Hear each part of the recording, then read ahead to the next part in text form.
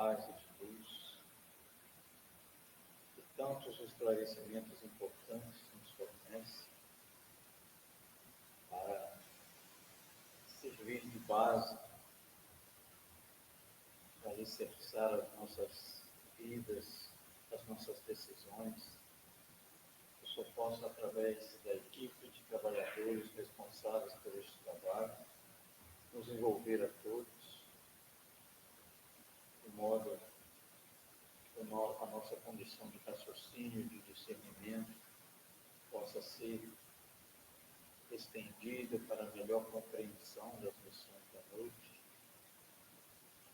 e interferências externas sejam contidas, de modo a que não reste prejuízo ao trabalho, e que cada um de nós possa levar daqui o máximo que puder,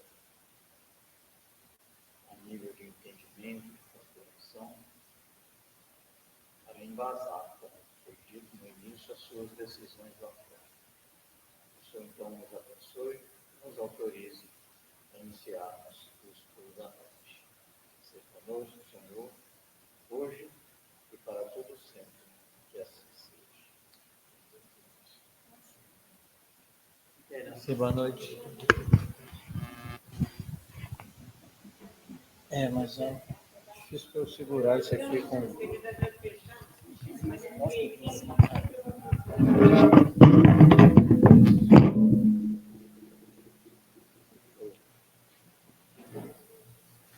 Então, nós tínhamos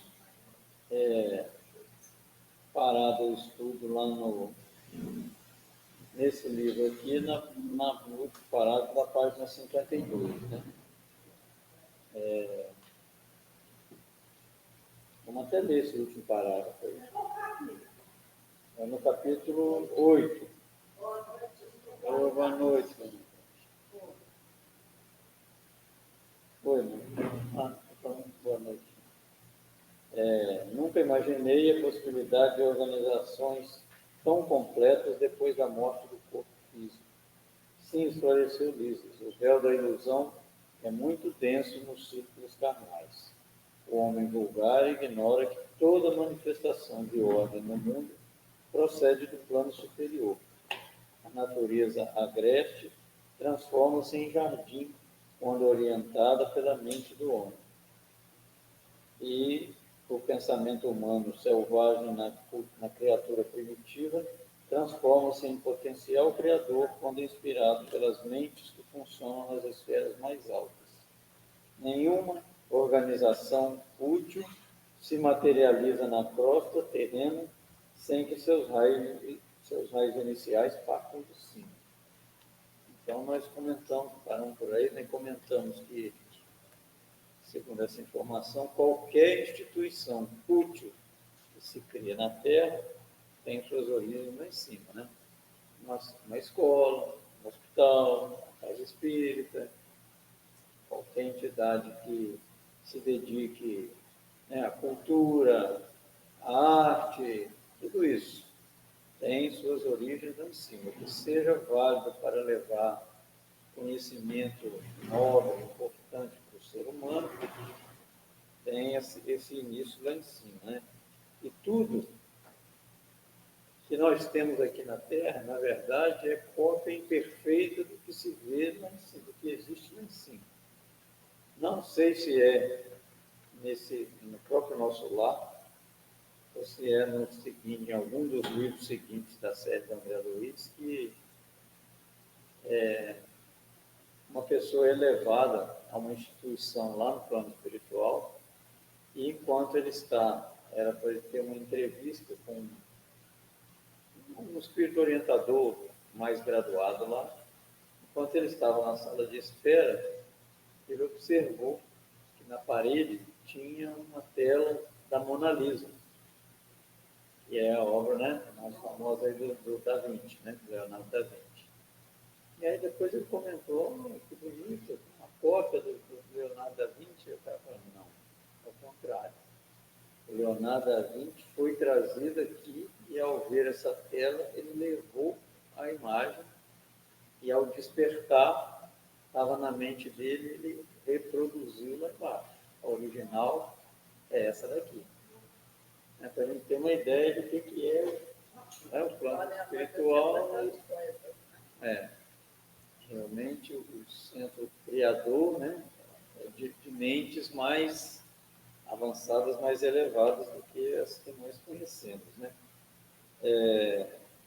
E aí falamos também, inclusive, que as associações, as organizações votadas ao mal também têm sua origem lá, porque tanto vale tanto por bem quanto por mal, tudo, né? Essas entidades têm liberdade, têm livre-arbítrio,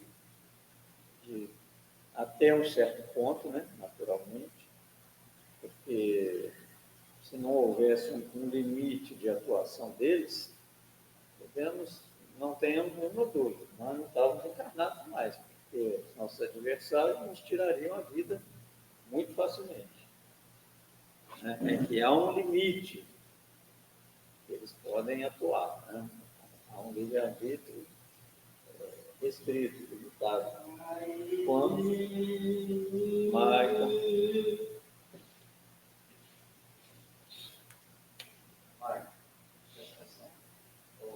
aí olha aqui, ó, e a tela do seu computador.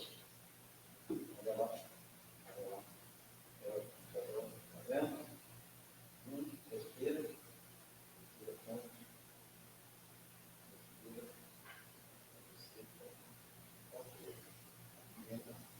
Não é hora de ninguém chegar.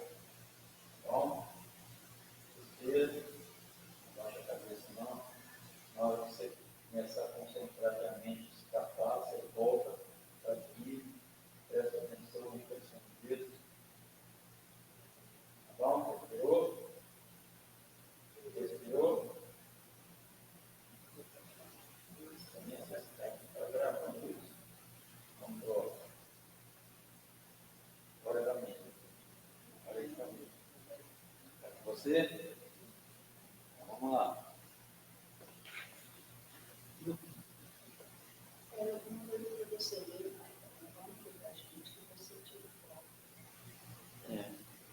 Senta aqui, ó. Bota o seu cabelo aqui do meu lado, por enquanto não precisa sentar aí, ó. E aí, gente, uma das...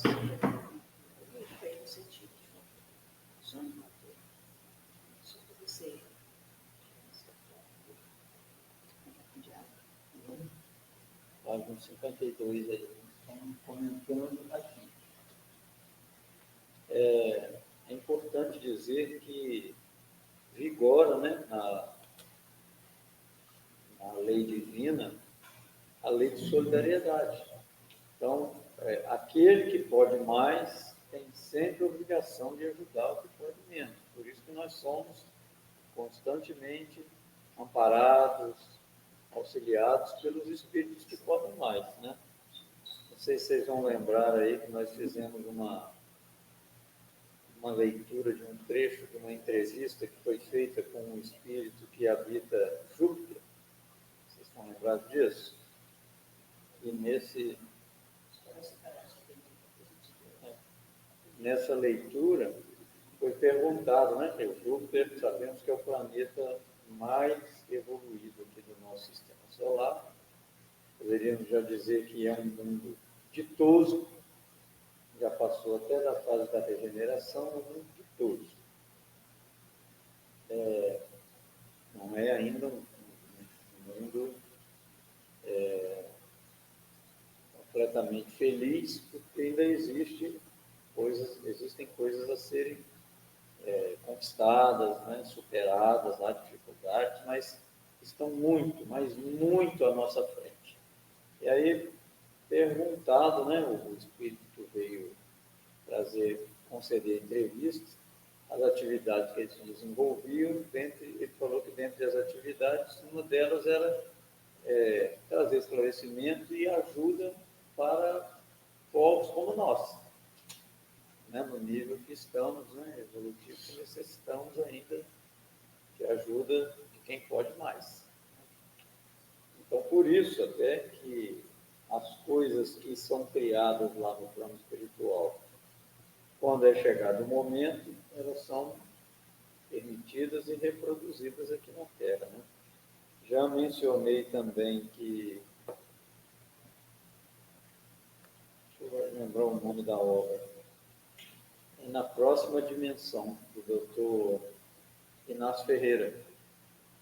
Deixa esse, não sei se tem esse livro para vender aí, mas tempo esse livro rodou, não sei se eu tenho ele lá em casa. E ele mostra essas questões, por exemplo, a nível de tecnologia, né? O que existe aqui numa dimensão acima, um degrau acima, eles estariam mais ou menos 50 a 100 anos à nossa frente em termos de tecnologia. Na dimensão seguinte, estariam mais 50 ou 100 anos à frente daquela que já está à frente da gente, 50 ou 100, e assim, né, tem essa escala, né? E assim nós estamos bem atrasados. Assim nós concluímos que nós estamos bem lá no fundo do tacho ainda, né? Vai, Ah, melhor. pois é. Então é isso aí. Vamos seguir então na leitura hoje. Para o primeiro, ver se você consegue enxergar aí, aqui, ó. Concentra aqui. Agora segura o livro. Pode tirar o livro. Pode tirar o livro.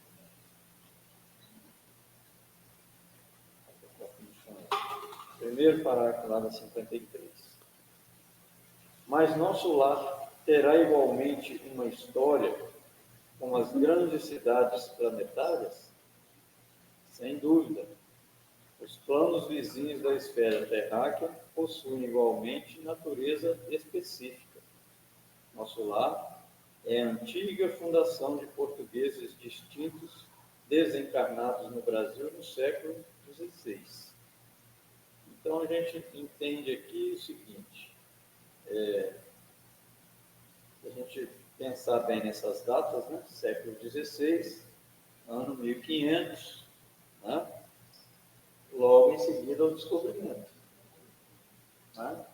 Então, é necessário, já que vinham os espíritos encarnados, né, que vieram encarnar logo no comecinho, né, assim, logo em seguida ao descobrimento, precisou fundar a colônia. Porque a colônia que teria aqui era dos índios.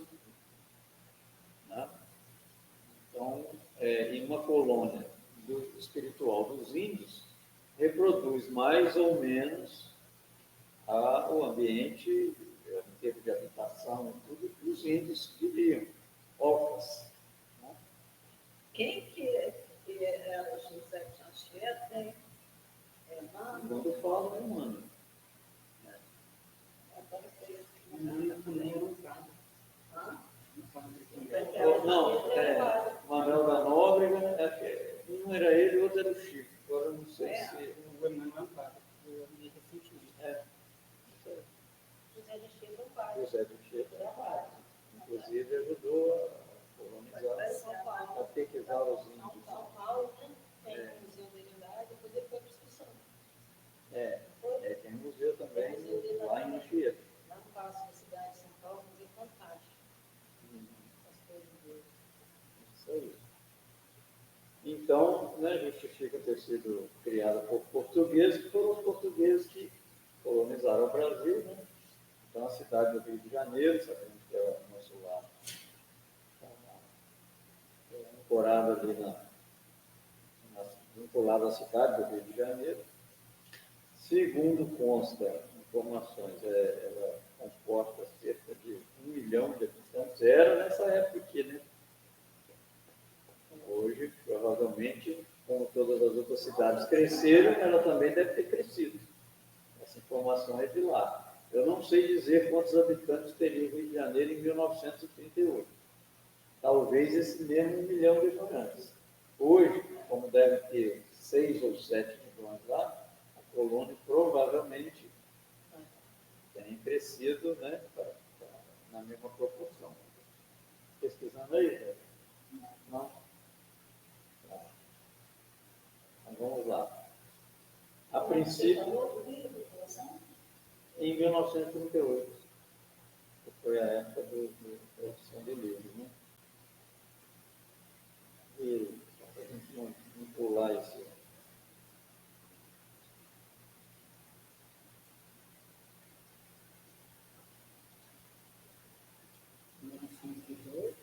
Bem antes das publicações dos livros do Não. Ah, não, é Cara, é 1800. 1810, em 1900.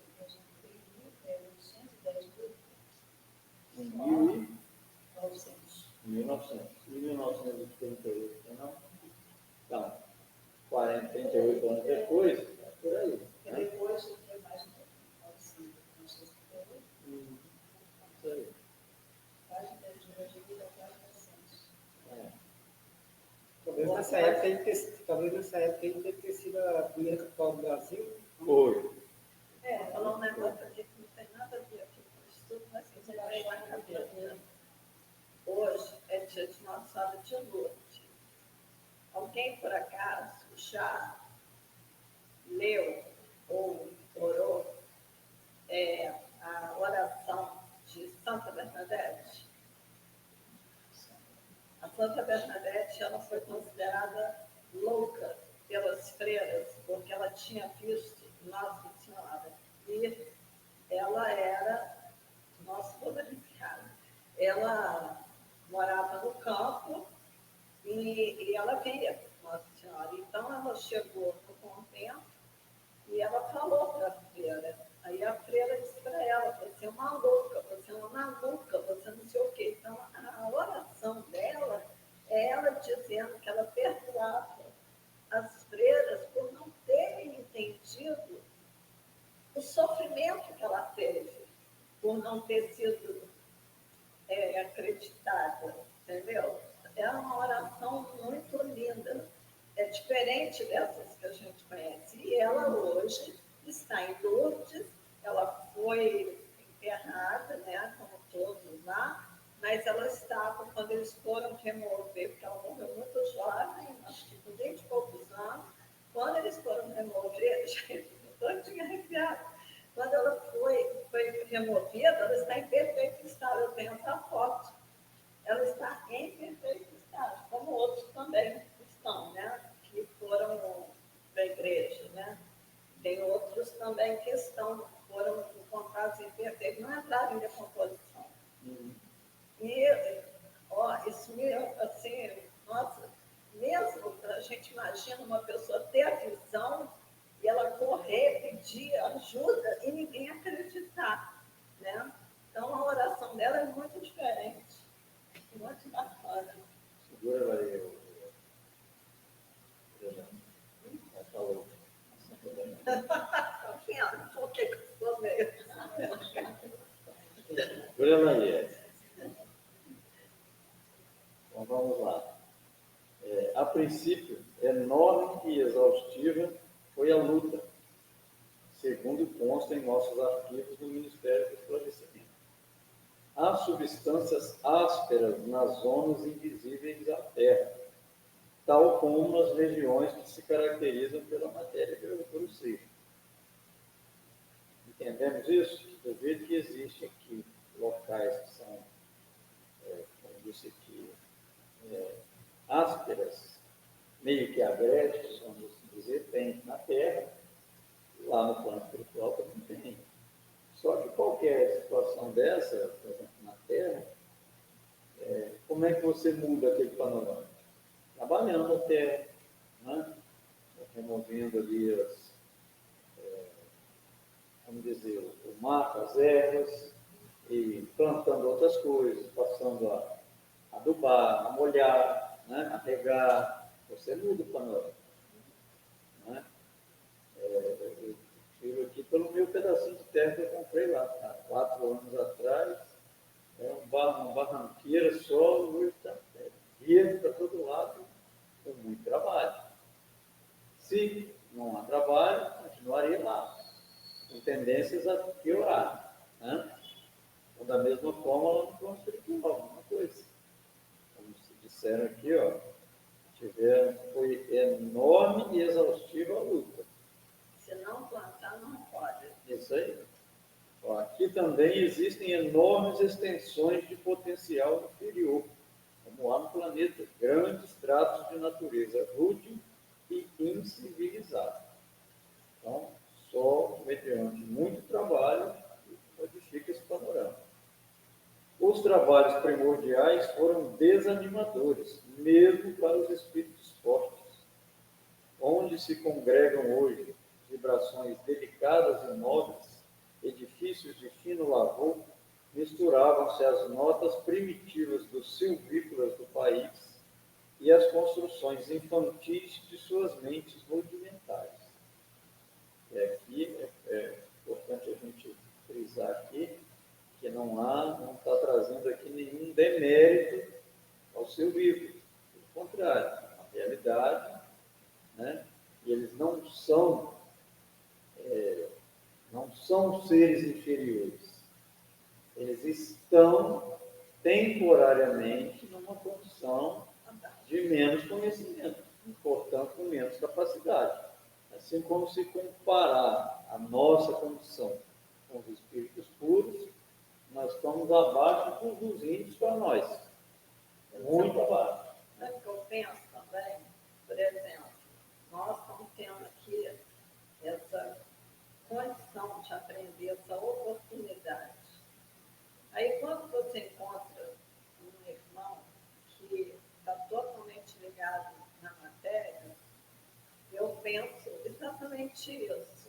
Não chegou ainda para ele. Entendeu? É onde a minha crítica não chega, porque não chegou ainda. Né? Cada um no seu tempo. Então, a pessoa nem pensa que é um espírito, como é que ela vai saber, entendeu? Que. Não. De quem? Não, eu estou falando de quando a gente encontra um irmão, que você vê que ele é totalmente. Né, ele pensa no carro, ele pensa na casa, ele pensa no trabalho, ele pensa em tudo, menos que ele é um espírito. Né? Ele pensa que ele é esse corpo. Então, para mim, ele ainda está nessa fase rudimentaria. É o tempo dele, isso aí. Não é? Porque ele nunca enxerga, não adianta você falar, não adianta você discutir, não adianta você querer impor, porque não vai entender. Né? E como existe lá a parte rudimentar, nós aqui também temos essas pessoas que a gente, talvez com o nosso exemplo, é a única maneira de ajudar. Entendeu? O nosso exemplo. Não adianta o blá blá blá. Né? Está falando com uma pessoa, poxa, você não sabe, você vai ler o livro tal que você está entendendo. Não adianta falar esse tipo de coisa. Entendeu? Essa necessidade de despertar normalmente tem que partir dele.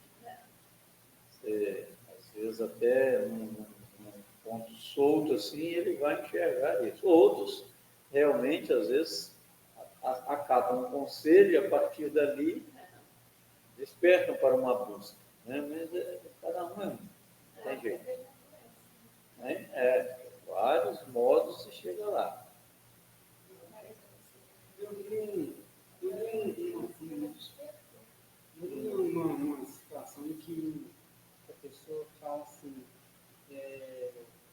né, através das evoluções moral, as pessoas elas vão chegando a um ponto em uma da, né, se já falado lá atrás, que o consolador seria do espírita, de acordo com que a pessoa vai passou pela católica, entre outros assim, dos estágios que, quando a pessoa encarna e está lá predestinada ela seguir a doutrina espírita, já encontra-se numa condição, né, de entendimento para poder trabalhar sobre outras questões da vida.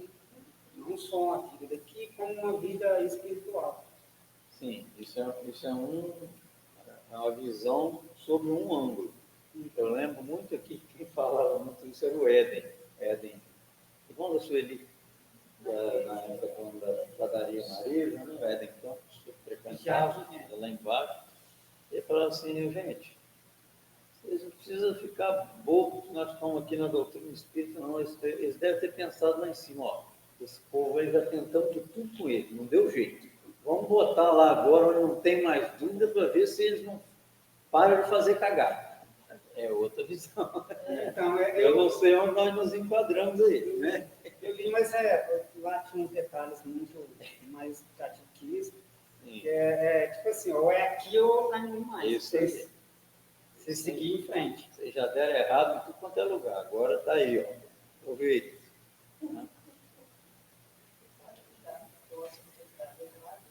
Serviu de Com certeza. Isso aí. Que a gente aprende com os erros também, com a dor, com o sofrimento que vem em consequência, né? E isso encaixa direitinho, já que a doutrina espírita é o consolador, ou é aí ou lugar nenhum. Isso. Você comentou um negócio aí antes do mais, o que foi?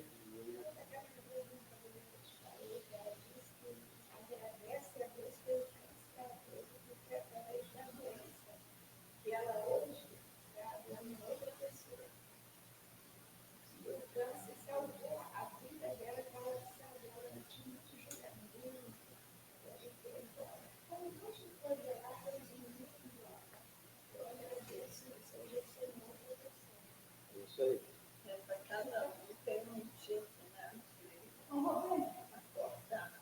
Pode falar isso, eu respondi o que eu sabia, porque eu não deixei claro para mim a coisa. Entendo que a Maria Madalena era a esposa de Jesus.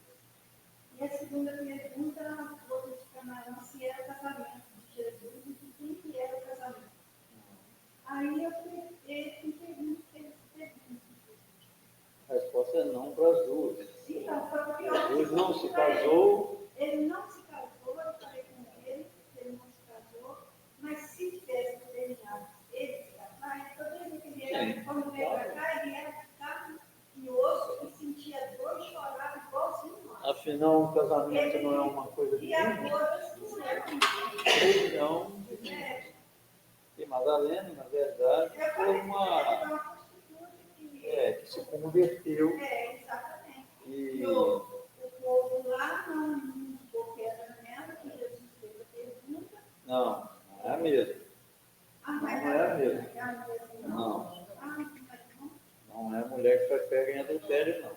Ela é outra pessoa. Ela era uma meretriz de alto luxo, que atendia os nobres, muita coisa muito bela, enfim. Eu entendo que a proximidade do Cristo com ela é pelo potencial de amor que Jesus identificou nela, que ela demonstrou depois, inclusive. Né? Então, com ele não havia nenhum tipo de preconceito de estar próximo de mulher normal, de prostituta, de cobrador de impostos, como, né? Não via isso. Ele via o que o potencial da criatura, em que ela poderia se transformar. E isso é uma lição importante para nós, que é a mesma visão que a doutrina espírita nos passa. Não importa o que nós fomos, importa o que nós queremos ser de hoje em diante. Isso é que conta. O passado, em algum momento, quando nós tivermos condição, nós vamos acertar as contas com esse passado. Mas o importante é o que nós queremos fazer, né, do nosso futuro. Isso aí é aquela passagem lá em Sempre assim. Foi casamento de um amigo. Foi o que eu falei para ele, que foi um casamento que Jesus foi e que na hora chegou, faltou, aí Nossa Senhora pegou, falou com ele. O que tem isso? Não, são duas perguntas que ele fez. Né? Se o casamento era de Jesus. Não é isso? Foi, aí Mas Maria apareceu nesse casamento, né? Não sei. Não, acho que ela surgiu depois. Maria é mãe. A mãe, sim. A mãe pediu a ele, né? que Quisesse operar seu. Ele falou que não era hora, mãe, não é hora. Ele falou, mulher, não é hora. Mas ele Chamaram ela de mulher, não é hora. Mas aí ela pegou, insistiu e ele Então, vamos prosseguir aqui? Vamos lá. Os fundadores não desanimaram, porém, prosseguiram na obra, copiando o esforço dos europeus que chegavam à esfera material, apenas com a diferença de que, por lá, se empregava a violência, a guerra, a escravidão. E aqui, o serviço perseverante, a solidariedade fraterna, o amor espiritual. Óbvio, né, que a gente faz a comparação de que os escravos foram trazidos para construir o Brasil, vamos assim dizer, né? E eles copiaram os modelos de edificação dos europeus, mas só o modelo das edificações, porque a forma de se trabalhar lá, né, não tinha nenhuma escravidão, mas essa escravidão era só no plano material, só na terra. Mas com um emprego de muito trabalho de todo mundo. Perseverante, a solidariedade fraterna. O amor espiritual. Isso aí. A essa altura, atingíramos uma praça de maravilhosos contornos, ostentando extensos jardins. No centro da praça, erguia-se um palácio de magnificente beleza, encabeçado de torres soberanas, que se perdiam no céu.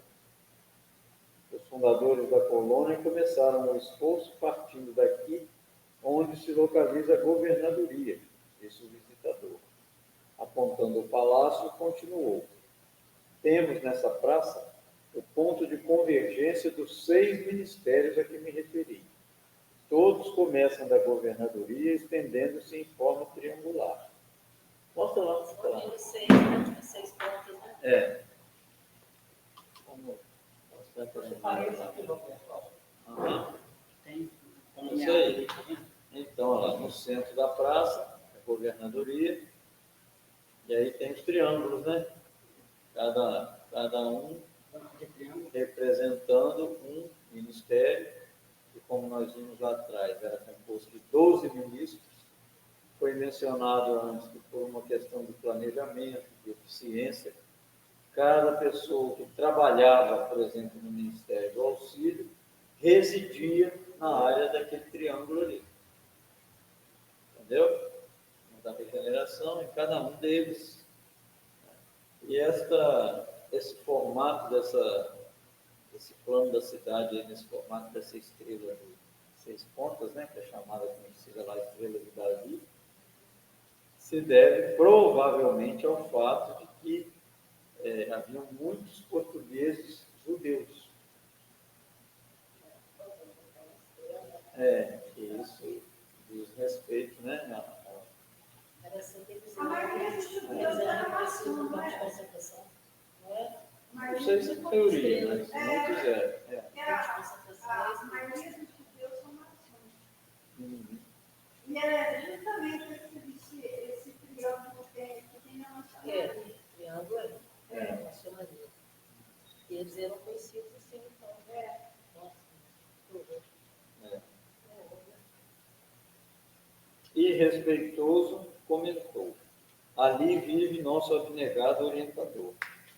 Nos trabalhos administrativos, utiliza ele a colaboração de 3.000 funcionários. Não é pouco, né? Não é pouca coisa, né? Entretanto, é ele o trabalhador mais infatigável e mais fiel que todos nós reunidos. Olha só, segundo a informação dele, ele trabalha sozinho mais que os 3.000. É isso que ele está dizendo aí. Os ministros costumam excursionar noutras esferas, renovando energias e valorizando conhecimentos. Nós outros gozamos entretenimentos habituais, mas o governador nunca dispõe de tempo para isso.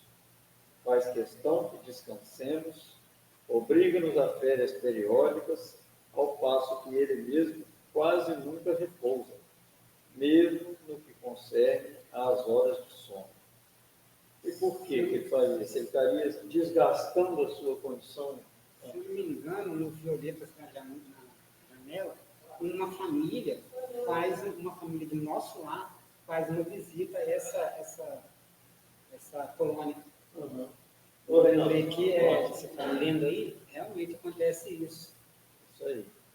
Então, o governador faria isso se desdobrando até sem dormir, porque estaria desgastando as energias perispirituais dele? Não.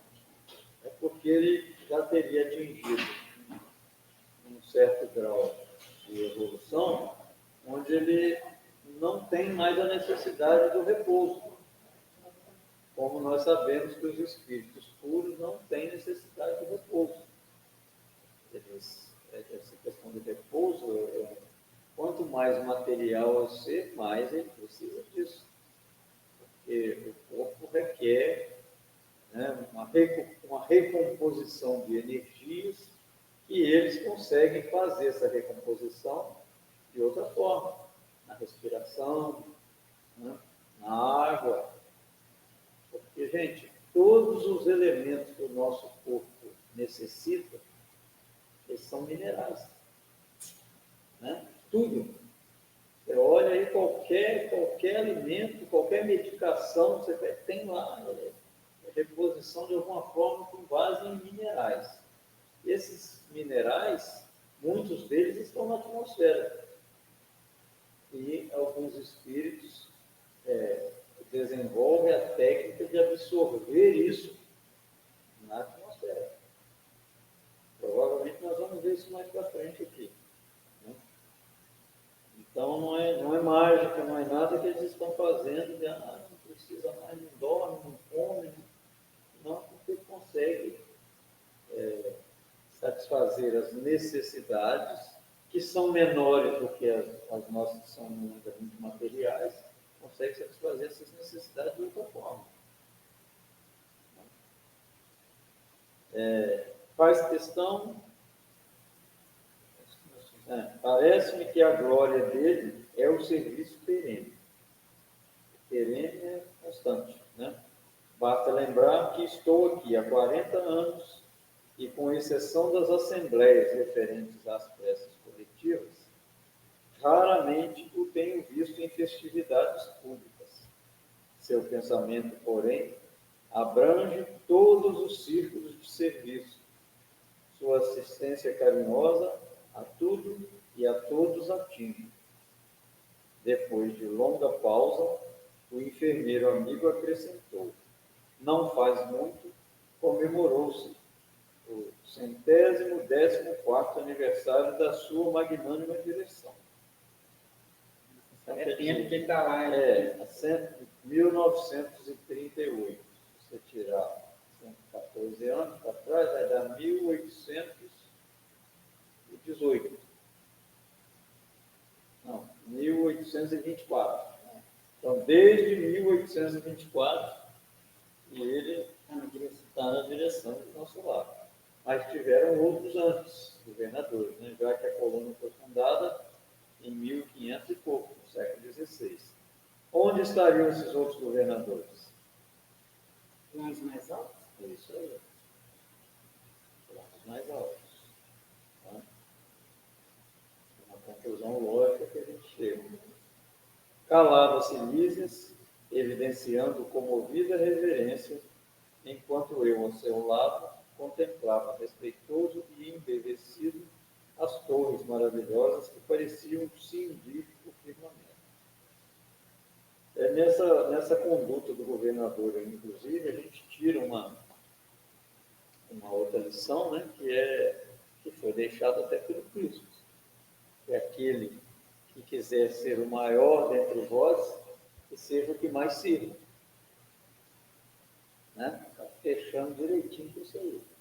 E um verdadeiro líder, né? Um verdadeiro líder, não é só aquele que dá ordens, é aquele que está pegando junto, está procurando tirar de cada um o melhor que tem, né? Tudo que o governador faz. Isso aí. Liderança. Chefia realmente é aquele que só dá ordens. E liderança pega junto, sabe fazer o serviço que ele está determinando, né? Solicitou que o outro faça. Né? Então, isso é liderar. Né? Foi um líder. Isso aí. Cristo foi um líder. Né? Jesus foi um grande líder. Como é que estamos de tempo aí? Ainda faltam uns minutinhos, né? Vamos começar com o capítulo 9 aí. Para ver qualquer coisinha que a gente já lê e comentar aí já nos ajuda, né? Capítulo 9, problema de alimentação. Vamos essas coisas.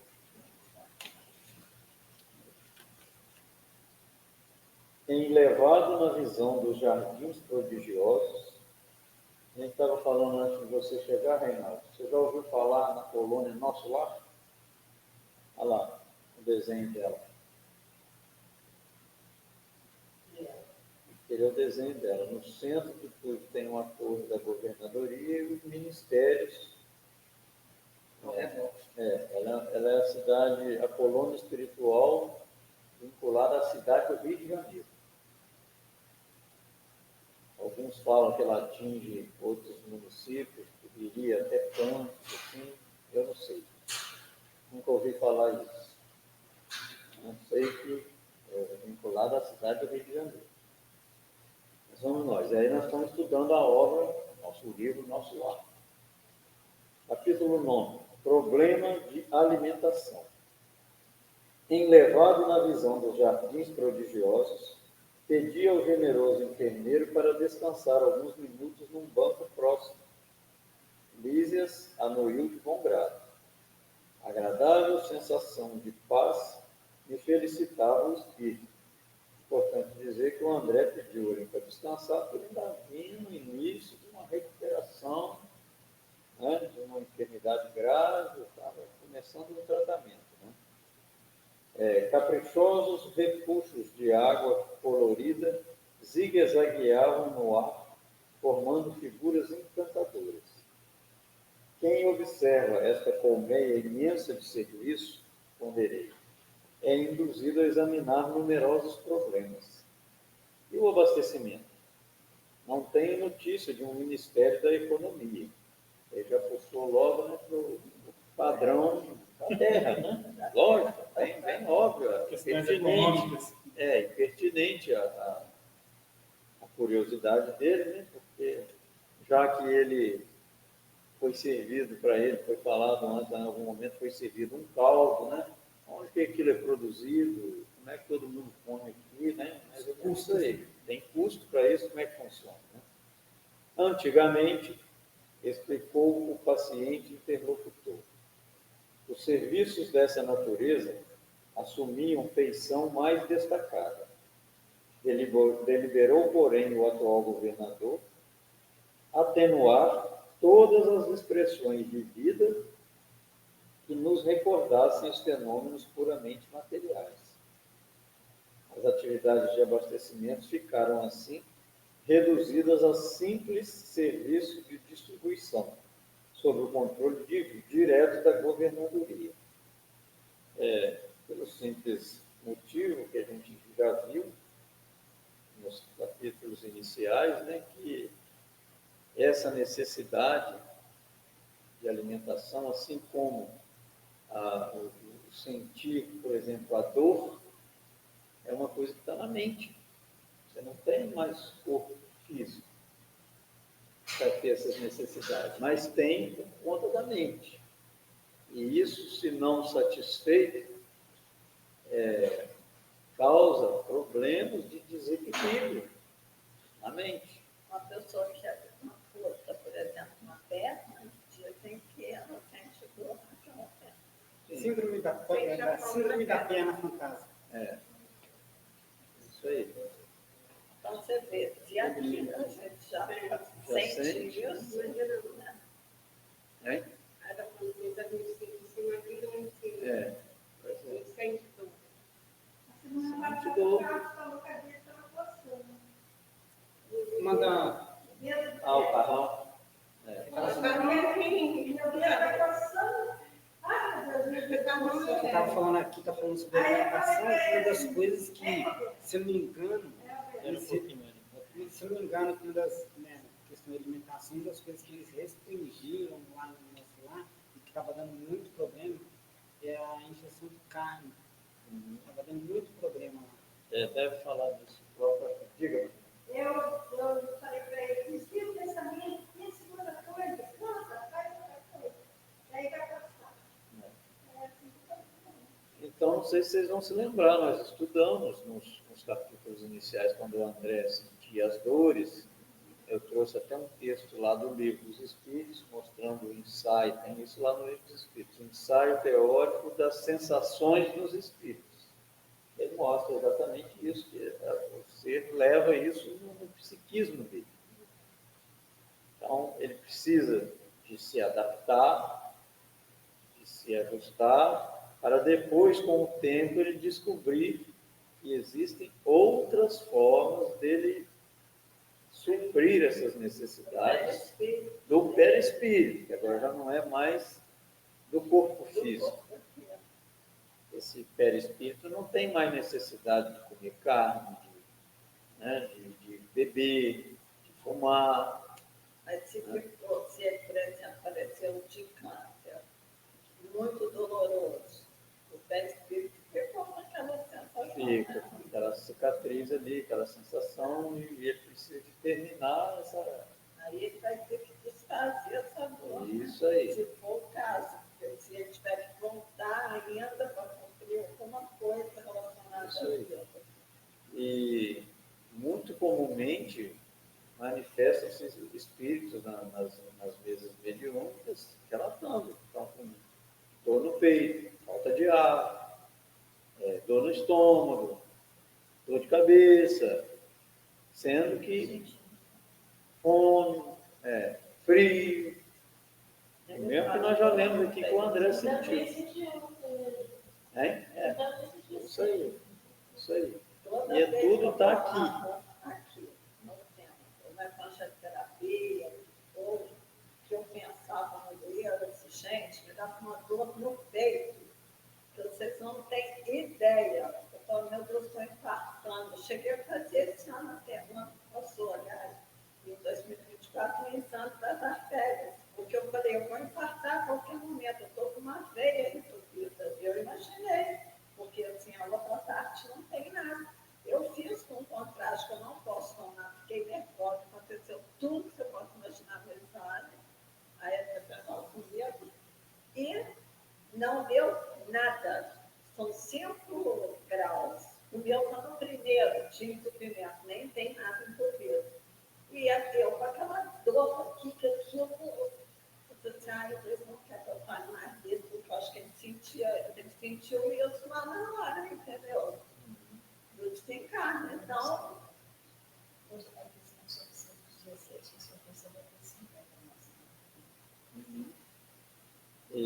Então, é preciso que a gente conscientize que os apegos excessivos de qualquer ordem, a gente já pode e deve já ir tirando.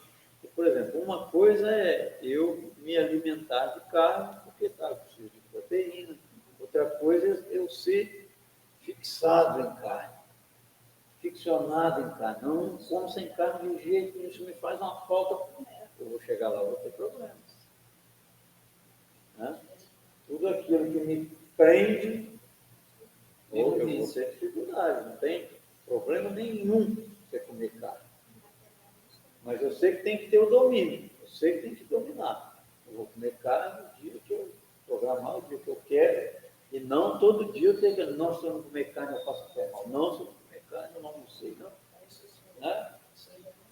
Então, Só corrigindo que é síndrome do membro fantasma. Então paramos aqui na...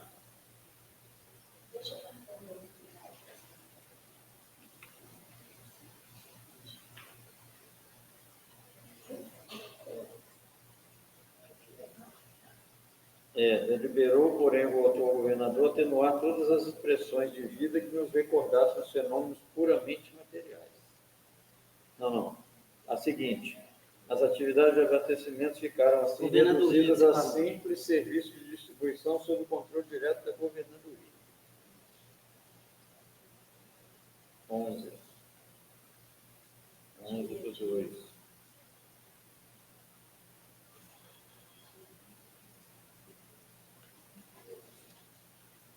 Presta.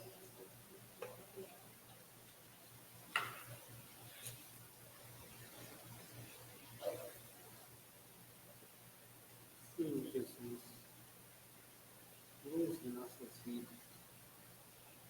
Agradecemos a oportunidade, mais uma vez, estamos aqui reunidos, sob a proteção dos Espíritos trabalhadores da casa, que nos instruíram e que nos ajudaram, para que possamos entender um pouco mais dos posicionamentos mas que nos ajude no nosso progresso na nova, que possamos levar esse crescimento para a nossa casa, para os nossos amigos, aqueles que precisam confiar em nós, que sejamos um farol de luz. Precisamos estamos aqui experienciando mais uma encarnação, possamos voltar para o meio espiritual muito melhor do que chegamos. Agradeço por esse encontro, por esse novo povo. Assim seja. Assim seja.